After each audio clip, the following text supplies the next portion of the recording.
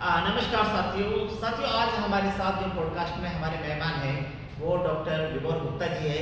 विभोर गुप्ता जी आम आदमी पार्टी मेडिकल विंग को यहाँ रिप्रेजेंट करते हैं जयपुर में। और विभोर गुप्ता जी का जो संघर्ष है वो अन्ना मूवमेंट के साथ ही जुड़ा हुआ है। सारी बातें हम उनसे और करेंगे कि पार्टी क्या सोचती है, किस तरीके से राजस्थान में पार्टी अपने आप को आगे लेके जा रही है। तो सर आपका बहुत बहुत स्वागत है हमारे इस पॉडकास्ट में। डॉक्टर साहब, आप लंबे समय से आम आदमी पार्टी के साथ जुड़े हुए हैं और आप मेडिकल विंग को रिप्रेजेंट करते हैं यहाँ पे। सर, स्वास्थ्य सेवाओं को लेके आम आदमी पार्टी का नाम विश्व स्तर पर है। तो और राजस्थान के अंदर पार्टी ने बहुत कम समय में बहुत अच्छी ग्रोथ करी है, तो राज्यों में सरकार है, लेकिन राजस्थान में ये कहावत है कि तीसरा जो मोर्चा है वो कभी सक्सेस हो नहीं पा रहा है। तो इसको लेकर आपकी क्या रणनीतियाँ हैं आगामी चुनावों को लेके राजस्थान में? जी देखिए पवन जी, बहुत बहुत धन्यवाद सर्वप्रथम आपका। आम आदमी पार्टी का एक तरीके से मैं आपको बताऊं कि जो उदय हुआ है वो जनता के लिए हुआ है। इस देश की जनता आम आदमी पार्टी को पहले भी चाहती थी और अब भी चाहती है। मेरा काम भी अगर मैं देखा तो मैं खुद डॉक्टर हूँ बाय प्रोफेशन और पूरे देश में बाहर भी घूमता हूँ, तो आप मान के चलिए 10 में से एक जना तो कम से कम पार्टी को लाइक करता ही करता है। समस्या ये आती है कि जब तक उद्वेलना, जिसे कहते हैं ना एंथुजियाज्म इंग्लिश में एनर्जी लेवल, जब तक जनता में नहीं आएगा इस पार्टी के लिए, तो पार्टी कोई भी सेक्टर हो, चाहे एजुकेशन हो चाहे हेल्थ हो, तो उसमें क्या सक्रियता जनता की चाहिए होती है। वो जनता को ही अपने आप को बदलना पड़ेगा और जनता को ही बदलाव के लिए आम आदमी पार्टी पे आना पड़ेगा। आम आदमी पार्टी का उद्देश्य यही था, जब जन्म हुआ था आम आदमी पार्टी का, मैं भी था उसमें, बहुत लोग राजस्थान से भी आए थे, तो सक्रियता जगानी थी, एक चेतना जगानी थी लोगों में कि इस देश में वाकई अब कुछ हो सकता है। क्योंकि इससे पहले तो आपको पता है कि दोनों पार्टियों ने देश को निढाल कर रखा था, वो खुद निढाल बैठी हुई थी, तो देश कहाँ से राइज करता। सर, एक काम की जो राजनीति की बात चली, अभी आपने लेटेस्ट ही जम्मू कश्मीर के अंदर चुनाव जीता है, वहाँ अकाउंट खुला है आपका, उसके लिए बहुत बहुत बधाई हो आपको। तो सर, काम की राजनीति अब जम्मू कश्मीर भी पहुँच चुकी है, तो सभी मीडिया में सब जगह ये था कि काम की राजनीति अब जम्मू एंड कश्मीर में पहुँच चुकी है। तो लोग पार्टी के साथ है, पार्टी को पसंद कर रहे हैं और काम की राजनीति को लेके आगे जाना चाहते हैं। बहुत कम पार्टियां होती है जो विशेष रूप से मुकर होकर बात करती है विकास की। आपने स्कूल अच्छे किए दिल्ली के अंदर, स्वास्थ्य सेवाएं आपकी अच्छी रही, जिसकी विश्व स्तर पर बातचीत हो रही है, लेकिन राजस्थान में जो स्वास्थ्य सेवाएं हैं और जो शिक्षा का बेहुदा हाल है यहाँ पे, इसके बारे में क्या कहना चाहते हैं सर आप? देखिए, सरकारें हमारी मूलतः स्वतंत्रता के बाद दो ही रही है, पहले कांग्रेस थी, उसके बाद उदय हुआ भाजपा का। अब इन दोनों सरकारों ने करा क्या कि एक तरीके से जनता को तो उद्वेलित करा ही नहीं, उनके हकों की बात करते थे वो चुनाव से पहले, लेकिन अधिकार क्षेत्र में उनके था भी नहीं और नहीं दिया। जबकि राजनीतिक पार्टी का एक सबसे पहले एक फर्ज होता है, कर्तव्य होता है कि पहले जनता को देखें, क्योंकि राजनीतिक पार्टी बनी ही देशभक्ति के उसके लिए है कि वो देश के लिए काम करे और देश में होती है जनता। अब जनता के लिए किसी ने काम किया नहीं, तो जनता को क्या लगा 77 सालों में कि साहब ये तो पॉलिटिक्स ऐसी ही चलती है, ये देश हमारा ऐसे ही चलेगा, तो हमें कुछ नयापन करने की जरूरत ही नहीं है। अगर स्कूल ऐसे हैं तो ऐसे ही रहेंगे, अस्पताल ऐसे हैं तो ऐसे ही रहेंगे। अब आप कुछ सोचिए कि एक विरोधाभास बहुत बड़ा है कि जनता को मूर्ख तो बनाया गया, लेकिन जनता खुद उस चीज़ को, क्योंकि वो कंटिन्यूस फेस में चल रहा है 70 सालों से, तो जनता ये मान चुकी है, ये हैबिट बना चुकी है, आदत बना चुकी है कि स्कूल तो अच्छे होंगे ही नहीं, अस्पताल अच्छे होंगे ही नहीं। तो इसको चेंज करने के लिए आम आदमी पार्टी का उदय हुआ। जहाँ तक आप राजस्थान की बात कर रहे हो, तो राजस्थान में भी यही चीज़ है, एक जिसको बोलते हैं विशियस सर्कल। एक है ना, अपने उसमें कुंड में ही घूम रहे हैं जनता, तो वो जनता अगर कुंड में अपने घूमती रहेगी तो जनता को देखना है, उनके बच्चे हैं, उनका विकास होना जरूरी है, तो खुद को ही देखना पड़ेगा जनता को कि हमें किस स्तर पर वोटिंग करनी है और किस पार्टी को लाना है जो देश है तो उनके हक के लिए। सर, राजस्थान के अंदर महिला अत्याचार बहुत चरम सीमा पे रहते हैं और दिल्ली के अंदर भी महिलाओं को लेके यातायात की व्यवस्था है, बसें सब फ्री कर रखी है आम आदमी पार्टी ने। वहीं पे आप देखिए राजस्थान के अंदर महिलाओं की प्रसव जो होते हैं मेडिकल लाइन में, आप देखो अस्पताल के बाहर हो जाते हैं, सुविधाएं नहीं पहुंच पा रही है। तो आखिर ये समस्या कैसे सूझेगी सर? क्या राजस्थान की जो बहन बेटियां हैं उनको जो बुनियादी सुविधा है चिकित्सा के नाम पर मिलने वाली है, जैसे दिल्ली के अंदर मोहना क्लिनिक शुरू हुई है, राजस्थान में भी गहलोत सरकार ने छोटे मोटे प्रयास करे, लेकिन वो रिजल्ट नहीं आ पाए जैसे दिल्ली के अंदर आ पा रहे थे। तो आप मुझे बताइए, राजस्थान का जो इनका चिकित्सा का मॉडल है वो क्यों फेल हो रहा है? देखिए बात बहुत सिंपल सी है। 2014 में जब केजरीवाल जी भी आए और उसी वक्त मैं नेशनल उसकी बात कर रहा हूँ, उस देश के पटल की, जब राजनीतिक एक गहमागहमी चल रही थी, तो मोदी जी का भी आगमन तभी हुआ था एक प्रधानमंत्री के रूप में। तो आप ये देखेंगे कि दोनों की विचारधाराएं चलो अलग हो सकती हैं, लेकिन देश के लिए कौन ज़्यादा सक्रियता से काम कर रहा था, वो सिंपल सी बात है, केजरीवाल जी कर रहे थे। मुझे तो 2014 भी समझ में आ गया था, लेकिन लोग समझ रहे हैं, अब अच्छी बात है। दूसरी बात आपका सवाल ये है कि क्यों नहीं हो पा रहा, राजस्थान छोड़ो और राज्यों में क्यों नहीं हो पा रहा। हमारी सरकार दिल्ली में शुरू से ही है, पंजाब में अब आ गई है और निरंतर ये चलेंगे भी प्रदेश में, आपको बता दूँ दोनों हमारी सरकार के उसमें। होता क्या है कि अच्छी आदतें सीखना ये एक बहुत बड़ा पाप माना गया है, पता नहीं क्यों।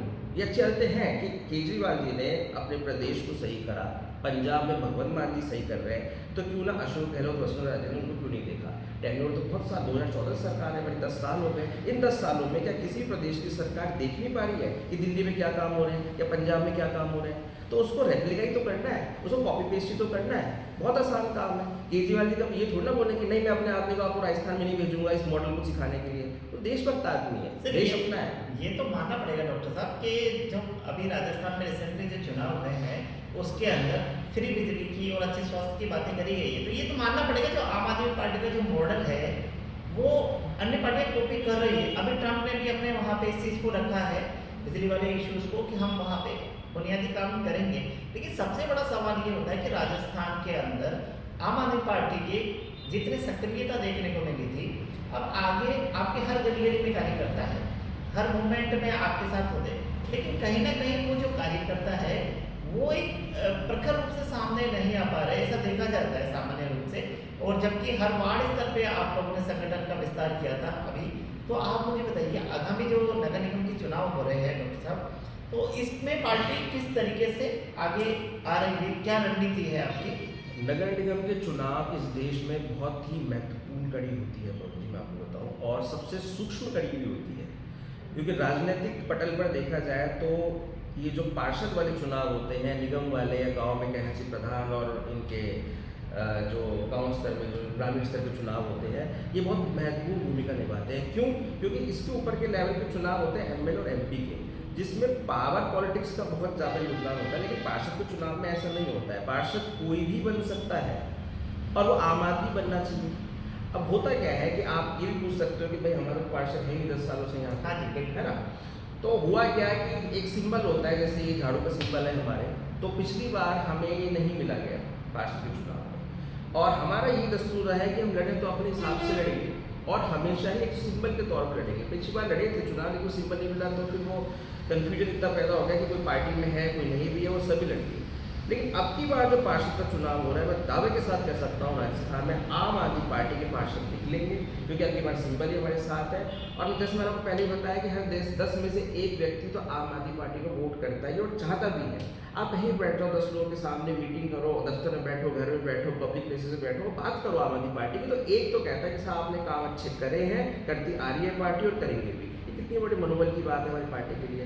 तो जीत निश्चित है, ऐसी बात नहीं है। 250 वार्ड है अपने जयपुर के, अगर देखा जाए तो 250 वार्ड में परिसीमन होता है नहीं, वो तो बात की बात है। लेकिन पैठ जो बनी है घर घर में, और पैठ जो बनी है एक वोटिंग कैपेसिटी की, भाई चलो वोट देना है इस आम आदमी पार्टी को, क्योंकि चेंज है, उस बदलाव का जो एक जो डिनोमिनेशन हो जाएगा, तो वो हमारी पार्टी ने ही लिया है और कोई पार्टी कर नहीं पाई है। भाई लोकल पार्टी तो बहुत है, राजस्थान में बहुत चल रही है, लेकिन अब की बार एक अच्छा रिजल्ट होने की उम्मीद हम कर रहे हैं आम आदमी पार्टी से। तो सर ये कह सकते हैं कि राजस्थान के अंदर भी काम की राजनीति धीरे धीरे देखने को मिल रही है और आप लोग निरंतर यहाँ पे सक्रिय हैं, तो हम उम्मीद कर सकते हैं कि आगामी जो नगर निगम के चुनाव होने वाले हैं, आज की हम बात करें तो ग्रेटर हेरिटेज के हिसाब से देखें तो कहीं ना कहीं जो 250 वार्ड है, तो 250 वार्डों में आप लोग प्रत्याशी उतारने की तैयारियाँ कर रहे हैं? निश्चित तौर पर और उतारने भी चाहिए। मैं तो खैर जैसे पिछली बार एमएलए के चुनाव हुए थे अभी यहाँ पे, तो उसमें कम उतारे गए, उससे पहले ज़्यादा उतारे गए थे।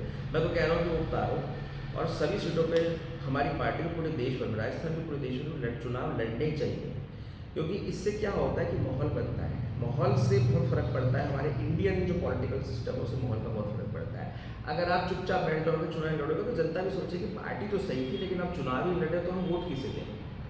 हमें ये नहीं सोचना कि वोट कितने आ रहे हैं, हमें ये सोचना है कि वाकई हमारे रिप्रेजेंटेटिव खड़े हो रहे हैं एक ऐसी पार्टी के लिए जो वाकई देश बदल सकती है और बदल भी रहा है देश।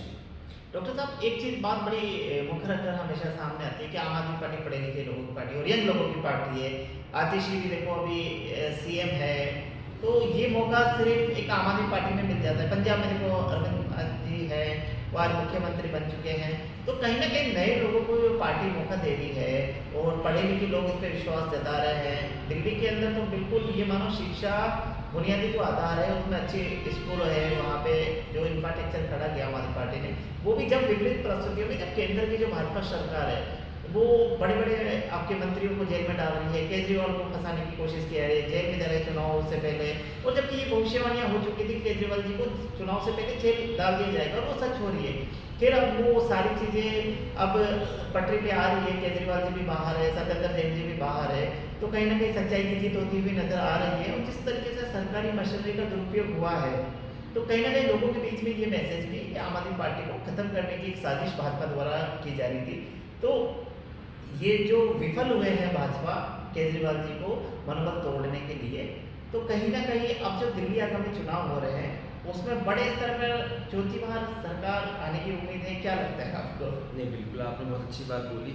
एजुकेशन का आपने सबसे पहले वो उठाया था कि आपकी पार्टी में एजुकेशनिस्ट ज़्यादा हाँ। है, पढ़े लिखे ज़्यादा है। ये बात थोड़ी समझने वाली भी है कि क्यों है। मैं जब अन्ना आंदोलन ज्वाइन किया था तो मेरी निम्स दिल्ली बाईपास में कॉलेज है, वहाँ पे मेडिकल कॉलेज, वहाँ मैं जॉब करता जी। था और मैंने छोड़ दी थी वो जॉब। वो जॉब 2012 में मैंने छोड़ दी थी सिर्फ अन्ना आंदोलन की वजह से कि कुछ हो रहा है इस देश में। अब ये जो जज्बा होता है ये एजुकेशन लाता है सर। जी। देशभक्ति सब में होती है, मैं ये नहीं कह रहा। जो देशभक्ति का जो वो होता है जज्बा, वो अनपढ़ में भी होता है, पढ़े लिखे में भी होता है। लेकिन पढ़े लिखे और अनपढ़ में एक फ़र्क बहुत बड़ा होता है कि वो उस चीज़ को देखता है अंदर कि वाकई कुछ हलचल मच रही है, मेरे देश के लिए कुछ काम हो रहा है, तो वो कूद पड़ता है उस चीज़ के लिए। अनपढ़ आदमी क्या है, थोड़ा सोचता है, वो पहले भीड़ देखता है कि हाँ 100 लोग अगर जा रहे हैं तो मैं जाऊँगा 101 वाला। लेकिन पढ़ा लिखा आदमी एनालाइज, इसको इंग्लिश में कहते हैं कि अध्ययन करता है, एनालिटिकल माइंड हो जाता है कि अब मुझे किस तरफ जाना है, इस तरफ जाना है, उस तरफ जाना है। तो इसलिए पढ़े लिखे बहुत आए। और मैं तो खैर एक छोटी नौकरी करता था, लोग देश विदेश की नौकरियां छोड़ के आए, IITians है, खुद केजरीवाल जी IITian है। तो ये बहुत अच्छी बात बोली आपने कि ऐसा क्यों है। अब जो दायित्व आ रहा है कि इस पार्टी को पढ़े लिखे लोग चलाएं तो ज़्यादा बेटर है, क्योंकि उन्होंने शुरुआत भी उन्होंने करी थी, है ना। सब आए, अनपढ़ भी हैं, सब है, हम देश के भाई बहन हैं, सब ऐसा कुछ नहीं है। लेकिन फिर भी उनको अधिकार मिले, क्योंकि होता क्या है, अगर एजुकेशन से अगर वंचित कर दो आप किसी को, ये शुरू में हमारे भारत देश में झेला है, आपको पता है इस चीज़ का, तो उसमें क्या होता है, बौद्धिक विकास नहीं हो पाता और उसी इंसान की जो उस देश में पैदा हुआ उसकी भलाई नहीं हो पाती। हमारी पार्टी का कर्तव्य ही यही रहा है शुरू से और अब भी कि हर एक इंसान लास्ट मैन जिसे कहते हैं पॉलिटिक्स में, अंतिम व्यक्ति, ये अंतिम व्यक्ति सारी पॉलिटिकल पार्टीज भूल ही गई थी। आज आप देखो इस देश के हालात ये हैं कि सबसे बड़े, तो दुख के साथ कहना पड़ता है, मुझे शर्म भी आती है कहने में, कि दुनिया का सबसे बड़ा आदमी भी इस देश में और सबसे गरीब भी इसमें है, जिसको 2 वक्त की रोटी भी नहीं मिलती है। तो ये कितना उपहास वाली चीज़ है और देशों के लिए, और हमारे लिए कितनी शर्म की बात है कि इतने बड़े देश में सबसे बड़ा आदमी भी है इस दुनिया का जो बैठा है। वो कमेंट सेक्शन में आप बोल देना कौन है, लेकिन सबको पता है आपको। तो इतनी डिस्पैरिटी कि जहाँ 2 वक्त की रोटी नहीं मिल रही है करीबन 70-75% लोगों को इस देश में, या इससे ज़्यादा ही, और सिर्फ 5% लोग हैं जो पूरे देश की पूरी दुनिया को चला रहे हैं। ये कितनी कितनी अजीब बात है। तो ये जो फ़र्क है, ये फ़र्क ही तो मिटाना था और ये मिटेगा। जी डॉक्टर साहब, अब हम डॉक्टर साहब के साथ एक रैपिड फायर खेलने जा रहे हैं, जिसके अंदर हम डॉक्टर साहब से कुछ ऐसे सवाल पूछेंगे जिनका जवाब हमको तुरंत प्रभाव से देना होगा। तो डॉक्टर साहब आप रेडी इस चीज़ के लिए? सर सबसे बड़ी बात, तो आप राजस्थान में है, जयपुर में यहाँ रिप्रेजेंट करते हैं मेडिकल सुविधाओं को लेकर, तो राजस्थान की जो मेडिकल फैसिलिटीज अभी चल रही है उस पर क्या कहना है सर आपका? बहुत ही खराब, बहुत ही खराब, बहुत वर्स्ट जिसे कहना चाहिए। सर इसके साथ ही जो शिक्षा का जो मॉडल है, जहाँ युवाओं को रोजगार के नाम पे बिल्कुल जिस तरीके से तोड़ दिया गया, उनके भविष्य के साथ खिलवाड़ कर दिया गया है, तो क्या ये जो रोजगार की बातें करती है कि हम 5 करोड़ रोजगार दे देंगे, 5 करोड़ लोगों को दे देंगे, मतलब बहुत बड़े बड़े नंबर दिए जाते हैं करोड़ों में सरकार मोदी जी द्वारा, और वही सरकार डबल इंजन की यहाँ बोलते हैं जिन्हें पर्ची सरकार भी कहा जाता है। तो अभी एक साथ पूरा होने वाला है, क्या सरकार का आंदोलन किस तरीके से करे? फेलियर है, पास है, भजनलाल जी, या पर्ची पे चल रही है, क्या कहना चाहिए? ये पर्ची पे चल रही है, अफलातूनी बातें हैं, अफलातूनी सरकारें रही हैं हमारे देश में, और वही बात बस देश के लोगों को समझानी है। समझ में आ जाए तो आम आदमी पार्टी पूरे रात को सब राज्य में आ जाए, पूरे देश में आ जाएगा, अगला प्रधानमंत्री हमें केजरीवाल की मिलेगी। सर तीसरा सवाल, नगर निगम के जो चुनाव होने वाले हैं और जयपुर वर्ल्ड हेरिटेज सिटी है, लेकिन इसकी जो दुर्गति है, सफाई व्यवस्था है, उसमें बहुत चरमरा गई है। तो ये कहना बड़ी अतिशोक्ति होगी कि आने वाले टाइम पे शायद हमारे पास ये ताज ना रहे, तो बड़ी लानत होगी इस पे। तो अगर आम आदमी पार्टी का यहाँ बोर्ड बनता है तो सबसे पहले क्या प्रमुख चीजें रहेगी जिसको आप सुधारना चाहेंगे लोकल बॉडीज में? देखिए एमसीडी का चुनाव है, दिल्ली में कुछ था तो वहाँ जो है अभी मेयर बना भी है, कल आपको पता जी। होगा। तो ये यही है कि भाई इसमें जो कूड़ा गंदगी है ये तो बहुत इजी है, ये कोई सबसे फर्स्ट स्टेप तो यही है किसी भी चीज़ का। अभी कहते हैं साहब दिल्ली में कचरे का ढेर बना दिया केजरीवाल ने, अरे भाई वहाँ एलजी को देखो, आप क्यों काम करने नहीं देता है? ढेर क्या बनाना, हमें तो मिनटों लगते हैं, पढ़ी लिखी सरकार है तो उनको मैकेनिज्म पढ़ा लिखा होगा, ऐसा हो ही नहीं सकता। तो ये काम करना है यहाँ पे। यहाँ आप देख लो मेयर की स्थिति रोज चेंज होते हैं, कोई करप्शन में फंसा है, जनता को ध्यान ही नहीं है कि वही कूड़ा भी होता है जिससे कि बीमारियाँ आती हैं, और ये तो इनिशियल बात है। मैं खुद डॉक्टर हूँ, उस हिसाब से तो गंदगी होनी नहीं चाहिए। डॉक्टर साहब दूसरा सबसे बड़ा जो सवाल, आम आदमी को टैक्स के रूप में सरकारों ने बहुत भार डाल रखा है, तो टैक्स का जो सिस्टम है इस पे क्या कहना चाहेंगे कि हर चीज़ का टैक्स दिया जा रहा है लेकिन सुविधा के नाम पे जीरो है, खड्डे हो रहे हैं, बारिश के अंदर रोड हो गए, बिल्कुल आप लोगों ने आंदोलन भी किया था, आम लोग एक्सीडेंट में मर रहे थे, बहुत सारी चीज़ें। तो जो टैक्स का पैसा है उसका जो गलत उपयोग किया जा रहा है सरकार द्वारा, चाहे वो नगर निगम हो या राजस्थान सरकार हो वर्तमान, इस पे क्या कहना है सर आपका? आप टैक्सेशन की बात करेंगे, डायरेक्ट इंडायरेक्ट टैक्सेस जो हमारे देश के ही जो दोनों ही टैक्सेस हैं बहुत लचर स्थिति में, और स्लैब जो है वो बिल्कुल ख़राब और बिल्कुल गलत बनाई गई है, ये शुरू से ही है। और अजीब बात यह है कि इतने बड़े बड़े इकोनॉमिस्ट भी हुए हैं हमारे देश में, पढ़े लिखे विद्वान, हमारे देश तो खैर विद्वानों से ही जाना चाहता है पूरे विश्व में। प्रधानमंत्री जो हमारे हैं तो उनको देखनी चाहिए चीज़ कि जो विद्वान है उससे सलाह तो ले ले, वो खुद ही आ जाते हैं रात को कभी 12 बजे या 8 बजे और कुछ ही ऐलान कर देते हैं। तो ऐसे देश से चला करता है सर, 140 करोड़ का देश है, टैक्स अपने हिसाब से लगा रहे हैं, गरीब और गरीब हो रहा है कि क्यों हो रहा है? इस डिस्पैरिटी की मैं बात कर रहा था, वो इसी से तो हो रही है कि टैक्स मध्यम वर्गीय टैक्स से कुचला जा रहा है, वो गरीब हो रहा है, और अमीर आदमी को तो फर्क ही नहीं पड़ रहा है। तो ये टैक्स तो बिल्कुल सही बात है, हर चीज़ में टैक्स होना चाहिए या नहीं चाहिए। देखिए मैं एक मेडिकल साइंस का हूँ, विषय ये मेरा नहीं है, लेकिन फिर भी अरविंद केजरीवाल जी तो इसमें रहे, IAS अधिकारी रहे, तो क्यों ना मोदी जी उनसे पूछें। एक माहौल होना चाहिए, राजनीतिक माहौल, इसे कहते हैं राजनीतिक माहौल। हमारे देश में क्या है, अच्छा अमेरिका में आप देख लो कि कोई भी सरकार में चुनाव हुए हैं, लेकिन ऐसे नहीं कि विपक्षी पार्टी के नेता मंत्री नहीं बनेंगे, उनके बनते हैं, क्योंकि उनको पता है कि मोदी जी बुद्धिमान कौन है, पूरे देश पहले है। मोदी जी को जरूर पता होगा केजरीवाल जी पढ़े लिखे हैं, टैक्सेशन में उनको जिंदगी खत्म कर दी एक तरीके से, और फिर भी उनसे वो नहीं पूछेंगे, क्यों? क्योंकि विरोधाभास है, ये तो आम आदमी पार्टी के, हम बीजेपी के हैं, यही तो डूब रहा है देश। सर मेरा लास्ट सवाल है कि जो युवा राजनीति में आना चाहते हैं, और आपने कहा पढ़े लिखे की पार्टी है, तो पढ़े पढ़े IITian काफ़ी लोग पार्टी में आ रहे हैं, काम कर रहे हैं पार्टी के लिए। दिल्ली में तो लग रहा है कि शायद केजरीवाल जी दोबारा चौथी बार CM बन जाएंगे। आप ये बताइए सर, राजस्थान के अंदर और विशेषकर जयपुर के अंदर आपकी टीम लंबे समय से सक्रिय है, काम कर रही है, इतने विपरीत परिस्थिति में भी आप लोग काम कर रहे हो। अब जो नगर निगम के चुनाव है उनमें जो प्रत्याशी आप टिकट देने की सोच रहे हैं, क्या योग्यता होनी चाहिए, स्थानीय होना चाहिए, क्या नजरिया है या डेवलपमेंट होना चाहिए, किस तरीके का रिप्रेजेंटेशन आप देना चाहते हैं, ये बताएं सर आप हमें। देखिए दिल्ली में तो हम निश्चित तौर पर आ रहे हैं, चुनाव भी है ही, मैं भी खुद जाऊँगा कैंपेनिंग करने, यहाँ पे सब जाएंगे लोग राजस्थान से।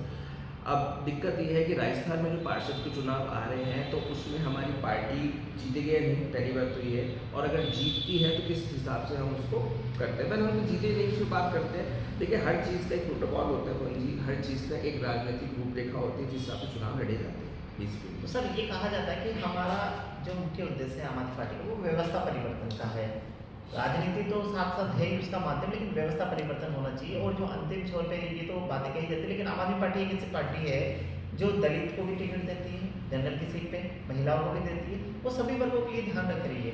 तो कम से कम कहा जा सकता है कि आम आदमी पार्टी है जो वास्तव में जो इनका जो सिंबल है झाड़ू, उससे जो गंदगी साफ होती है, उसी तरीके से जो राजनीति की गंदगी है, चाहे वो नीचे स्तर से हो, पंचायत स्तर से या वार्ड स्तर पे, उसको साफ करने का काम करिए। तो इसी दिशा में क्या अब आप राजस्थान में और जयपुर में सक्रिय हैं कि आगामी जो चुनाव है उसमें सक्रियता से भाग लेंगे? जैसे मैंने बताया आपको कि पार्षद का चुनाव बहुत सूक्ष्म, बहुत लेवल जो होता है फर्स्ट लेवल होता है राजनीति रूपरेखा का, देखा जाए तो पूरा टैक्स होता है। अब उसमें क्या है कि मोहल्ले का ये मोहल्ले का चुनाव है। आप अगर जयपुर के परिप्रेक्ष्य में देखा जाए तो एक मोहल्ले में 200, 300 घर, 400, 500 घर हो जाते हैं, तो उनके चुनाव हो जाते हैं।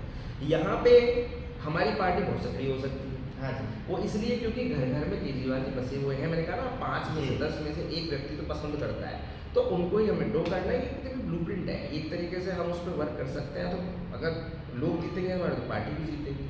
तो इस हिसाब से क्या है, मुझे ऐसा लग रहा है, मुझे पर्सनली ऐसा लग रहा है कि हमारी पार्टी काफ़ी सीट्स पूरे राजस्थान में होने वाले चुनाव में, जो पार्षद चुनाव हो रहे हैं, उसमें ला सकती है। तो साथियों, ये थे हमारे साथ डॉक्टर विभोर गुप्ता जी, जो राजस्थान में और जयपुर के अंदर मेडिकल विंग के प्रदेश अध्यक्ष है। और सबसे अच्छी बात है कि पार्टी व्यवस्था परिवर्तन के लिए काम कर रही है, लंबे स्तर पर काम कर रही है। चाहे वो विधानसभा का चुनाव इसकी मजबूती से नहीं लड़ पाई हो, कारणवश जो भी थे केजरीवाल जी का साथ जो घटनाक्रम हुआ था, लेकिन पार्टी अब जो नगर निगम लोकल बॉडीज के चुनाव हो रहे हैं उसमें मजबूती से जमीनी स्तर पर काम करना शुरू कर दिया है। और जिस हिसाब से लहर होती है, आम आदमी पार्टी के लिए कहा जाता है अगर एक सीट आ गई तो दूसरी बार आप पूरा सुपड़ा साफ कर देते हैं। वही चीज़ शायद हमें जयपुर में भी देखने को मिले। नमस्कार, पवन देव, जयपुर।